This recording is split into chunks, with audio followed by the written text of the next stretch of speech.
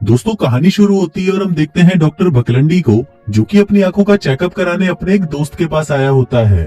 तभी उसका दोस्त बकलंडी को कहता है कि तुम अपनी आंखों का चेकअप कराने के लिए बार बार क्यों आ जाते हो। जिस पर डॉक्टर बकलंडी कहता है कि ये जानने के लिए कि मेरी आंखें ठीक है या नहीं। इस पर उसका दोस्त पूछता है कि क्यों, क्या हुआ, कहीं तुम अपनी आंखों पर कोई एक्सपेरिमेंट तो नहीं कर रहे। इसी दौरान वहाँ पर डॉक्टर मुन्नी बाई आती है और डॉक्टर बकलंडी से पूछती है कि तुम किस बारे में रिसर्च कर रहे हो।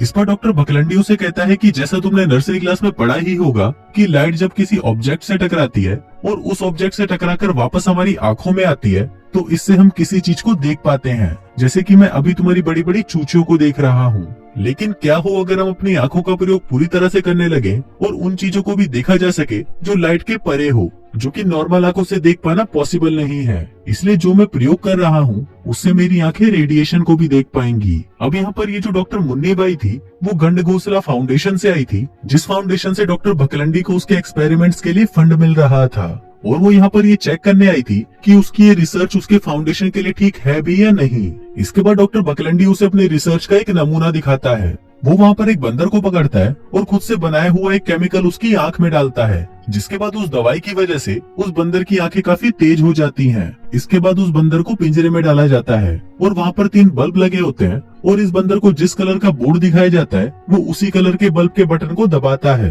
फिर डॉक्टर बकलंडी उस कलर बोर्ड के आगे एक शीट रख देता है, लेकिन तभी वो देखते हैं कि उस बंदर की आंखें उस शीट के भी आर पार देख लेती है, जिसका मतलब ये था कि अब उस बंदर के पास एक्सरे विजन आ गया था। और ये सारा कमाल डॉक्टर बकलंडी की रिसर्च की वजह से हुआ था। अब ये देखकर डॉक्टर मुन्नी बाई काफी खुश हो जाती है और वो डॉक्टर बकलंडी से पूछती है कि इस बंदर को कुछ होगा तो नहीं ना। जिस पर डॉक्टर बकलंडी कहता है कि नहीं, इस बंदर के सारे आई टिश्यू बिल्कुल सही हैं। लेकिन तभी हम देखते हैं कि उस बंदर को दिल का दौरा पड़ता है और वो मर जाता है। लेकिन फिर भी डॉक्टर मुन्नी बाई डॉक्टर बकलंडी के इस एक्सपेरिमेंट से बहुत खुश होती है और वो उसे आगे भी ये काम जारी रखने को कहती है। फिर अगले सीन में हम देखते हैं कि डॉक्टर बकलंडी अपने एक दोस्त डॉक्टर बेरोजगार भंडारी के पास जाता है और अपने ऊपर एक्सपेरिमेंट करने के लिए उससे हेल्प मांगता है।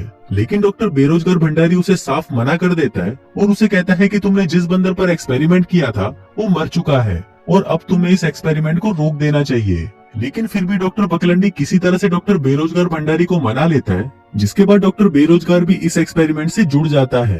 अब सबसे पहले डॉक्टर बकलंडी उस केमिकल को अपनी आंखों में डालता है, जहाँ पर हम देखते हैं कि पहली बार इस एक्सपेरिमेंट का प्रयोग किसी इंसान पर किया जा रहा था। अब जैसे ही डॉक्टर बेरोजगार उस केमिकल को डॉक्टर बकलंडी की आंखों में डालता है, तभी डॉक्टर बकलंडी को टेबल के पार रखी हुई चीजें भी दिखाई देने लगती हैं। और अब डॉक्टर बकलंडी को भी एक्सरे विजन मिल चुका था, जिसके बाद डॉक्टर बकलंडी फाइल के नीचे रखे हुए पेपर को भी देख पा रहा था और वो उसे डॉक्टर बेरोजगार को पढ़कर भी सुनाता है। अब ये देखकर डॉक्टर बेरोजगार भंडारी की गर्दन फट जाती है और वो कहता है कि बहन ये कैसे पॉसिबल है। तभी डॉक्टर बकलंडी उसे ये भी बताता है कि तुम्हारी कोट की अंदर वाली शर्ट में भी एक पेन है, क्योंकि डॉक्टर बकलंडी उसे साफ साफ देख पा रहा था। अब इसके बाद डॉक्टर बकलंडी और भी केमिकल की बूंदे अपनी आंखों में डालता है, जिसके बाद डॉक्टर बकलंडी को अलग अलग तरह की रेडिएशन दिखाई देने लगती है। लेकिन ऐसा करना उसके लिए ठीक नहीं होता और वो बेहोश हो जाता है। अब इसके बाद एक्सपेरिमेंट के दौरान रिकॉर्ड हुई बातें बोर्ड मेंबर सुनते हैं, जहाँ पर डॉक्टर मुन्नी बाई भी बैठी होती है। फिर रिकॉर्डिंग सुनने के बाद बोर्ड मेंबर डिसाइड करते हैं कि डॉक्टर बकलंडी का एक्सपेरिमेंट ठीक से नहीं हुआ, इसलिए डॉक्टर बकलंडी को दिए जाने वाले फंड्स को रोक दिया जाएगा।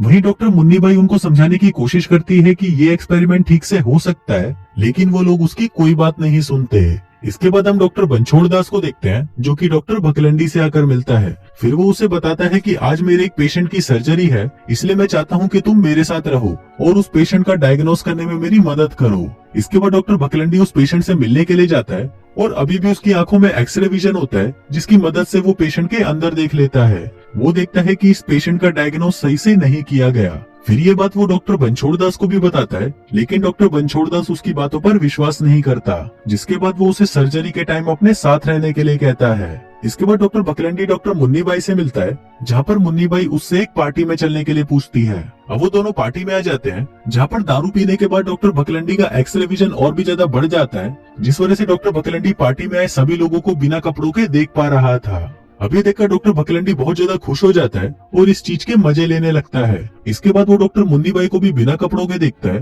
और उसे कहता है कि आपकी चूचियां तो सच में बहुत बड़ी बड़ी हैं। जिसको सुनकर डॉक्टर मुन्नी बाई को शर्म आ जाती है और वो समझ जाती है कि ये हरामी उसके कपड़ों के अंदर भी देख पा रहा है। फिर कुछ देर बाद शाम हो जाती है और डॉक्टर बकलंडी को याद आता है कि उसे सर्जरी के लिए हॉस्पिटल जाना था, जिसके बाद वो अपनी आंखों में वही केमिकल लगाकर चला जाता है। फिर सर्जरी के दौरान हम देखते हैं कि डॉक्टर भकलंडी डॉक्टर बनछोड़ दास को सर्जरी करने से रोकने लगता है और उसे कहता है कि भोसड़ी के अभी भी मेरी बात सुन ले, तू जो भी कर रहा है वो गलत है। मुझे यहाँ से साफ साफ दिखाई दे रहा है कि इस पेशेंट को ट्यूमर है।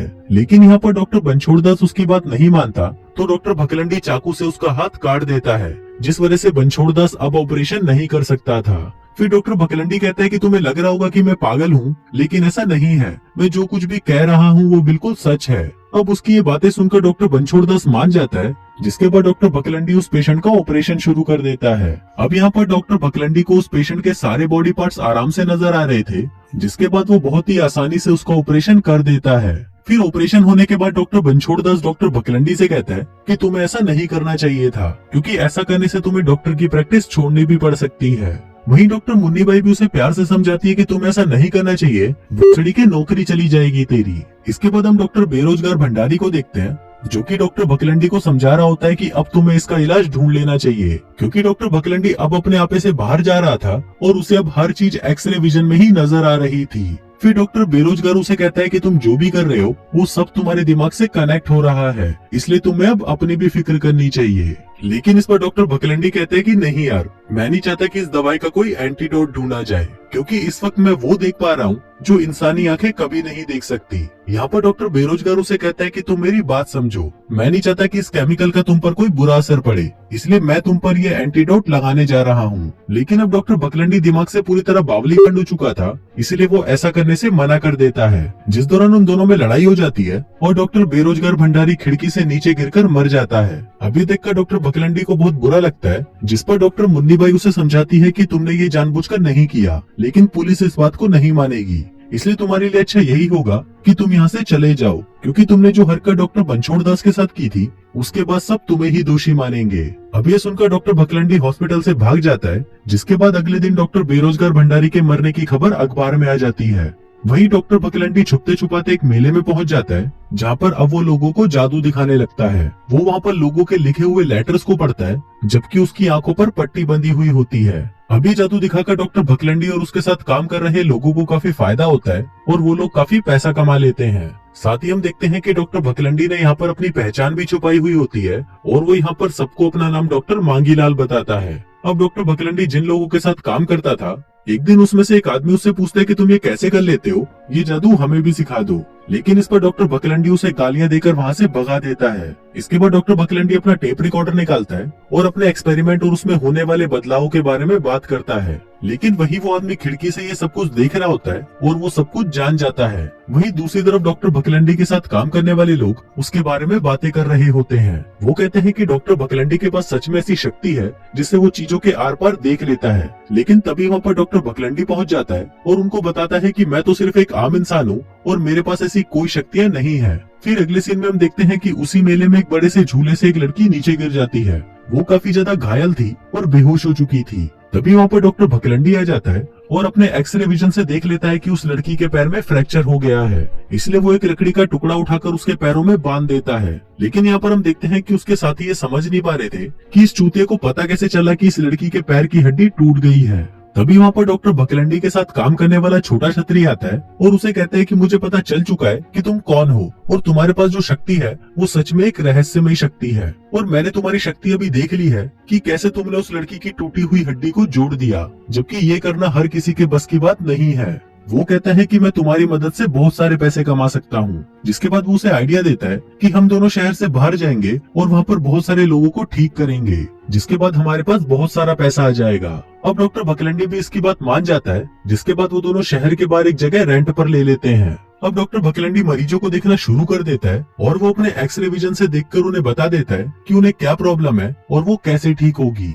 अब धीरे धीरे ये यहाँ पर लोगों के लिए भगवान के समान बन चुका था और अलग अलग जगहों से बहुत सारे लोग डॉक्टर भकलंडी के पास अपनी परेशानियों को जानने के लिए आने लगे थे, जिसके बाद डॉक्टर भकलंडी का नाम बाबा बंगाली के नाम से फेमस हो जाता है। इसके बाद हम डॉक्टर मुन्नी बाई को देखते हैं, जिसे पता चल चुका था कि बाबा बंगाली ही डॉक्टर भकलंडी है। जिसके बाद जब वो उसे ढूंढते हुए उसके क्लिनिक पहुंचती है तो वो देखती है कि वहाँ पर बहुत सारे लोग अपनी परेशानियों का सोल्यूशन पाने के लिए आए हुए थे। इसके बाद डॉक्टर मुन्नी बाई डॉक्टर भकलंडी से मिलती है, जो उसे बताता है कि मेरे साथ बहुत बुरी चीजें हो रही हैं, क्योंकि अब मुझे बहुत सारी चीजें दिखाई दे रही हैं। मैं रात को सो भी नहीं पा रहा, क्योंकि आंख बंद करने के बाद भी मुझे सब कुछ नजर आता है और अब मैं बस ठीक होना चाहता हूँ। इस पर डॉक्टर मुन्नी बाई उसे कहती है कि मैं यहाँ पर तुम्हारी हेल्प करने के लिए ही आई हूँ और तुम्हें किसी ऐसी जगह पर जाना चाहिए जहाँ पर तुम सेफ रह सको।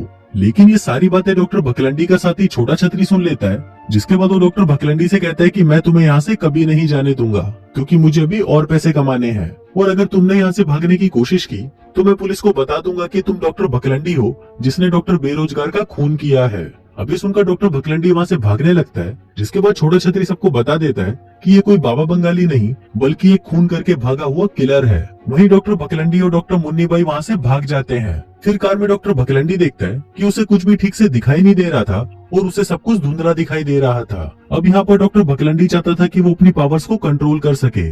वो कहता है कि मैं जानता हूँ कि इसके लिए बहुत सारा पैसा लगेगा और ये भी जानता हूँ कि ये सारा पैसा कहाँ मिल सकता है। जिसके बाद डॉक्टर भकलंडी और मुन्नी बाई वहाँ पर लॉस वेगस के कैसीनो में जाते हैं। फिर डॉक्टर भकलंडी फिर से अपनी आंखों में वही केमिकल डालता है, जिसके बाद वो अपनी पावर्स को यूज करके वहाँ जुआ खेलकर बहुत सारे पैसे कमा लेता है। अभी देखकर वहाँ के मैनेजर को डॉक्टर भकलंडी पर शक होने लगता है, तो वो वहाँ पर एक पुलिस वाले को लेकर आता है और डॉक्टर भकलंडी से पूछता है कि तुम ऐसा क्या कर रहे हो जो तुम इतना सारा पैसा इतनी जल्दी जीत गए हो। अब डॉक्टर भकलंडी वहाँ से जाने लगता है, लेकिन तभी पुलिस से टकराकर उसका चश्मा नीचे गिर जाता है और उसकी भयानक आंखें सबको दिख जाती हैं। हम देखते हैं कि डॉक्टर भकलंडी की आंखों का कलर बदल चुका था और उन्हें वहाँ पर इंसानों की जगह सिर्फ कंकाल ही नजर आ रहे थे। अभी देखकर मैनेजर कहता है कि इसकी आंखों में कुछ गड़बड़ है, इसलिए हमें पुलिस को बुला लेना चाहिए। लेकिन तभी डॉक्टर भकलंडी अपने जीते हुए पैसों को वहाँ पर उड़ाकर वहाँ से भाग जाता है। अब यहाँ पर डॉक्टर भकलंडी को कुछ भी ठीक से नजर नहीं आ रहा था और वहीं पुलिस भी अब उसका पीछा कर रही थी।